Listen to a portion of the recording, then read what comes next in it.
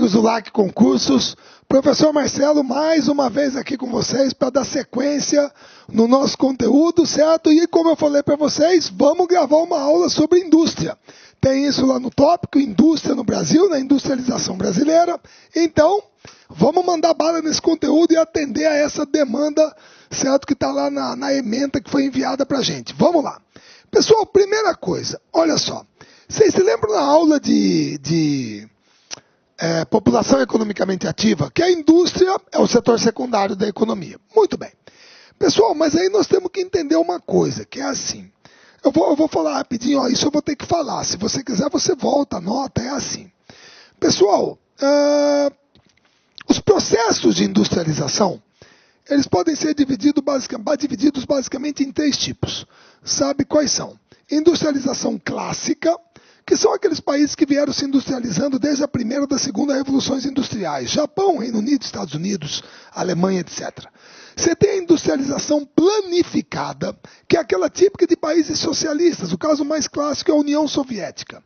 E tem os países de industrialização tardia ou retardatária. Esse é o nosso caso. São aqueles que se industrializaram depois. Eu também tenho que lembrar para vocês que quando a gente fala em setor industrial, você sabe que a gente tem aqueles setores da indústria. Quais são os setores de bens de produção, os setores de bens de capital e os setores de bens de consumo. Então, só para lembrar, os setores de bens de produção é aquilo que nós chamamos de indústria de base. A indústria de base tem esse nome porque ela é a base para todas as outras. Se eu não tiver essas indústrias, as outras não vêm. Então, geralmente na indústria de base, quem que eu coloco? Siderúrgica, petroquímica, metalúrgica, cimento para construção civil, é base, certo? Indústria de bens de capital. As indústrias de bens de capital são aquelas que produzem equipamentos que são utilizados na produção, na fabricação de outros produtos. É como você já ter visitado, por exemplo, uma fábrica de refrigerante e você viu aquela máquina que faz o envasamento do refrigerante. Você não vai falar para mim que foi a Coca-Cola que fabricou aquela máquina. Não! A Coca-Cola comprou aquela máquina, que já é um produto industrializado, de uma outra empresa, para fabricar o produto dela, que é o refrigerante. Então, aquela máquina é um bem de capital, certo? E, finalmente, os bens de consumo, que podem ser duráveis. E aí vem uma nova categoria, semiduráveis e não duráveis. Os duráveis, todo mundo se lembra. Automóveis, eletrodomésticos, motocicletas, equipamentos eletrônicos, são duráveis. Não duráveis, bebida, higiene e limpeza, farmacêutica, certo? Material escolar, alimentos, beleza. Os semiduráveis que estão nessa categoria intermediária, geralmente o pessoal tem colocado o que ali? Calçado, vestuário. Por exemplo, eu estou aqui com uma calça, certo? É tipo aquela com uma tectel, certo? Que eu acho que eu já tenho uns 2 anos essa calça. Cara, tá boazinha, tranquila, tá aqui comigo. Pô, 2 anos já é um bom tempo. É diferente de uma latinha de Coca-Cola que você abre e tomou, certo? Ou um pincel atômico, a carga desse pincel você usou, joga fora. É não durável. Certo? Então, o pessoal tem encaixado esses setores como semiduráveis, calçados, vestuário, certo? Muito bem. Agora, o que é industrialização tardia ou retardatária? Como eu disse, moçada, são aqueles países que se industrializaram depois dos outros, certo? E o nosso caso é principalmente ao longo do século XX, principalmente na segunda metade. E a nossa industrialização, ela foi baseada num modelo conhecido como substituição de importações. Marcelo, o que é substituição de importações? Meu querido, é exatamente o que você está entendendo. É substituir o produto importado por um produto fabricado aqui. É isso, é substituir a importação. Só que aí você vai ter 2 possibilidades. Quais são? Pessoal, tudo dependerá do que nós chamamos de know-how. O que é know-how? Know-how é saber como fazer. Certo? Por exemplo, se você sabe como fazer sapato, se você sabe como fazer camisa, então você pode substituir o sapato importado, a camisa importada, por um produto fabricado aqui. Pronto. O problema é que alguns produtos, de repente, você não tem o know-how. Você não sabe como fazer, por exemplo, um automóvel. Então, como que você vai fazer para substituir o automóvel importado por um automóvel fabricado aqui, se você não sabe como fazer? Já sei, Marcelo. Eu vou ter que trazer uma filial de uma multinacional. Se eu não sei como fazer, eu tenho que trazer uma filial de uma multinacional. Certo? Então, o nosso modelo foi esse. Certo? Tudo bem? Baseado na substituição de importações. Países como Brasil, México, Argentina, África do Sul adotaram esse modelo. Produzir internamente tudo aquilo que antes era importado, ou aquilo que iríamos importar. E fabricado, produzido, ou por uma empresa de capital nacional, se nós sabemos como fazer, ou por uma filial de uma multinacional, se nós não sabemos como fazer. Certo? Agora, como que começa a industrialização brasileira? Pessoal, eu divido dessa maneira. É assim, ó. Nós temos um primeiro momento, meados do século XIX até o início do século XX. É uma primeira fase. Eu sei que tem coisa antes, pessoal. É claro que eu sei, mas antes disso, o Brasil estava muito na fase, era uma coisa mais artesanal, certo? Beleza? Para caracterizar um pouco isso aqui, só para dar uma ideia para você, certo? Lá vou eu, né? Mais ou menos nesse período, mais ou menos, né? E sem merchandising.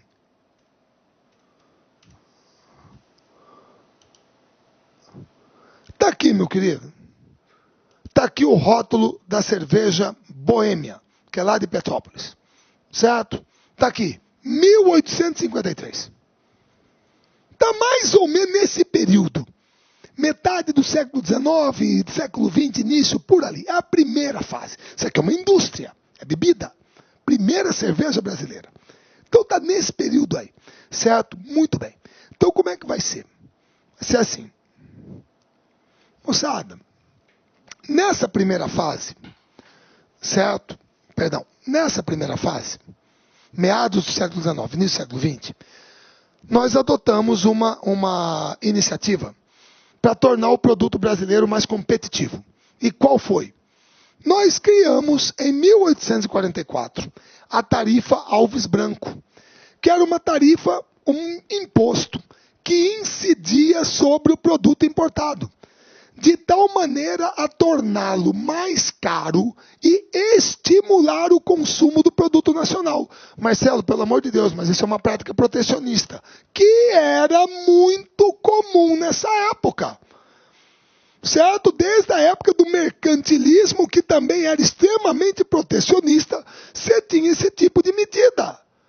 Tá? Então, isso foi feito para tentar tornar o produto brasileiro mais competitivo. Aí veio um outro fator que também nos ajudou, que foi a Primeira Guerra Mundial. Porque com a Primeira Guerra Mundial ficou muito difícil trazer produto importado para o Brasil. Então nós fomos forçados a fabricar aqui o que antes importávamos. Certo?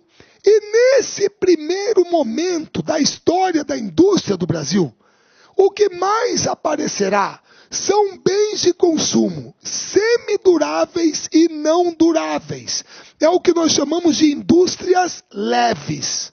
Então, nessa época aqui, é o quê?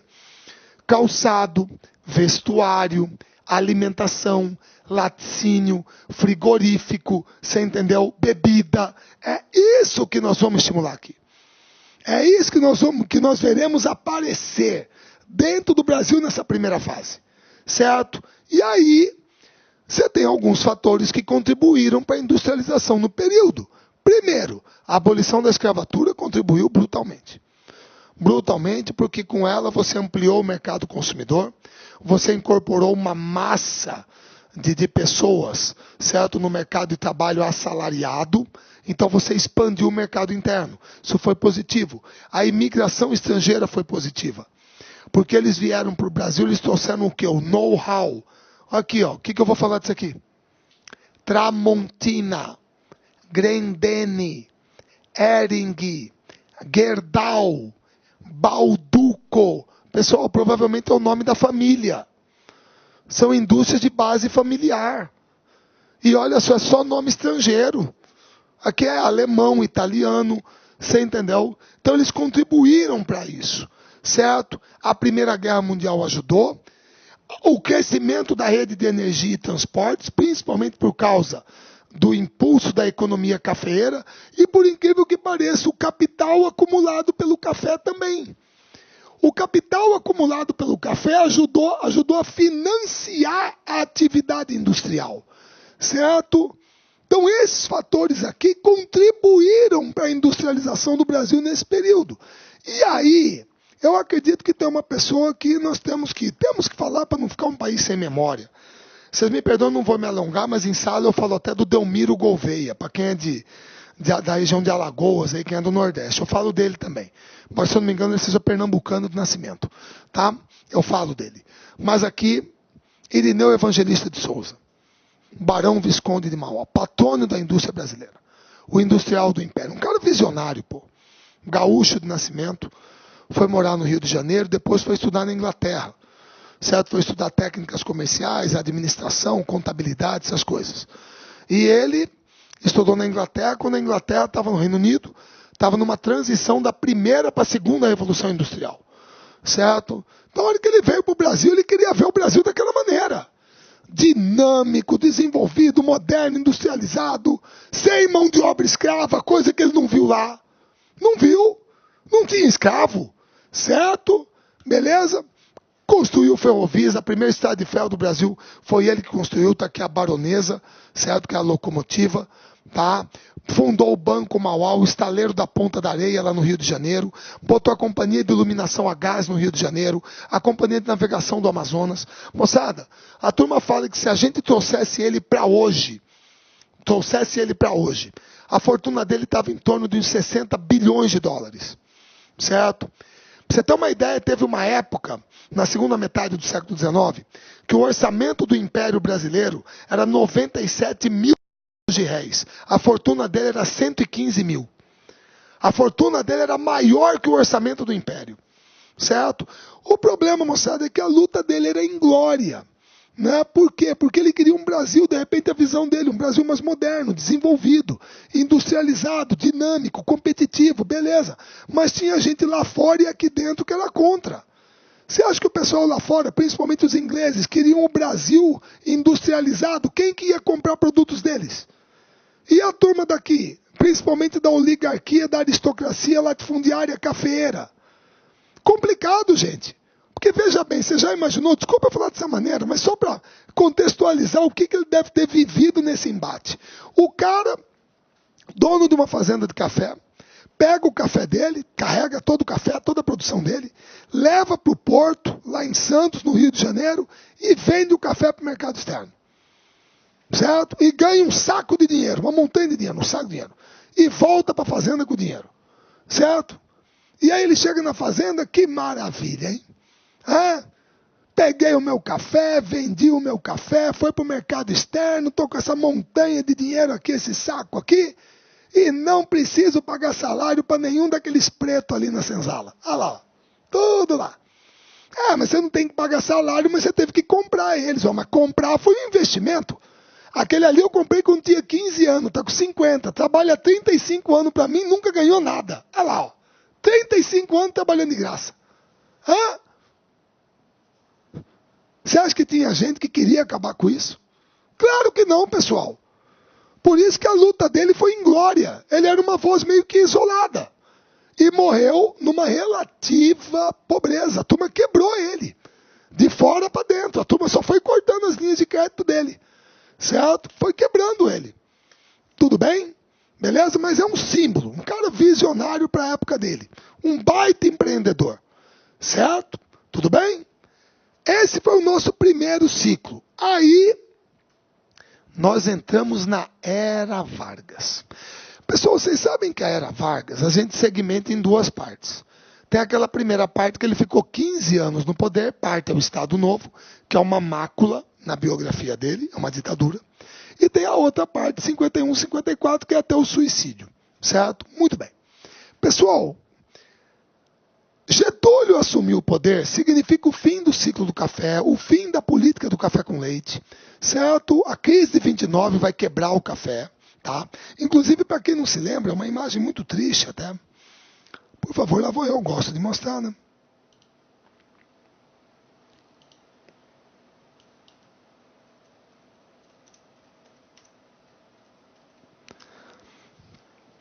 É muito triste de se ver. Tá? Aqui, ó. A turma tacando fogo no café. Para tentar segurar o preço. Certo? Fazer o quê? Mercado lá fora, todo mundo quebrado. Nosso principal produto de exportação. Estoque aqui até na bica. Certo? O que você vai fazer com esse mundo? Queima. Queima. Muito triste se ver, né? Mas foi o que aconteceu. Tá? Naquele momento. Certo? E com isso aparece o Getúlio, certo? Aparece o Getúlio. E qual que era a visão do Getúlio? Bom, primeiro, uma visão nacional desenvolvimentista, certo? Nacional desenvolvimentista. Getúlio era muito claro. Ele assumiu o Brasil num momento de crise de 29, tinha que recuperar isso. Então ele quer estimular a industrialização. Agora, como que ele vai fazer isso se está todo mundo quebrado? Então ele era muito claro. Se a iniciativa privada não dá conta de fazer, o Estado vai fazer. Nacionalista e estatizante. O Estado vai fazer, mas vai ficar na mão de brasileiro, não de estrangeiro. Certo? E ele teve a visão muito clara. Clara, óbvia. O que ele percebeu? Ele percebeu que no primeiro ciclo, na primeira fase da industrialização, a gente desenvolveu as indústrias leves, bens de consumo não duráveis, semiduráveis. Olá, meus amigos, minhas amigas, sou o professor Luiz Antônio de Carvalho, estou aqui para fazer um convite muito especial para você que acabou de assistir a aula aí, um pedaço de uma aula demonstrativa do nosso professor do Lá Concursos. Nós aqui do Lá Concursos preparamos um super curso online, ponto a ponto do digital e super atualizado para o concurso da PM de São Paulo 2017, com um investimento com o melhor custo-benefício da internet, apenas 10 parcelas de R$ 25,00, você vai ter o nosso curso completo, são mais de 210 videoaulas exclusivas para você, com professores top de linha e principalmente com um projeto pedagógico diferenciado chamado de Personal Coach. O projeto pedagógico que faz o aluno ter sucesso no concurso. Por quê? Porque ali vai organizar a vida do concurso. E papo reto com vocês, eu tenho certeza absoluta, se vocês cumprirem todas as nossas orientações pedagógicas, eu tenho certeza que você ficará super competitivo no concurso aí da PM de São Paulo 2017. Bacana? Legal. Ah, já ia esquecendo, você quer um material de apoio aí, o PDF que o professor está utilizando nessa aula? Então é muito simples, vai aqui embaixo, clique aqui embaixo e faça o download gratuitamente desse material de apoio. Tá certo, meus amigos? Um forte abraço e espero vocês aqui no Lá Concursos. Fui, tchau. Clique lá.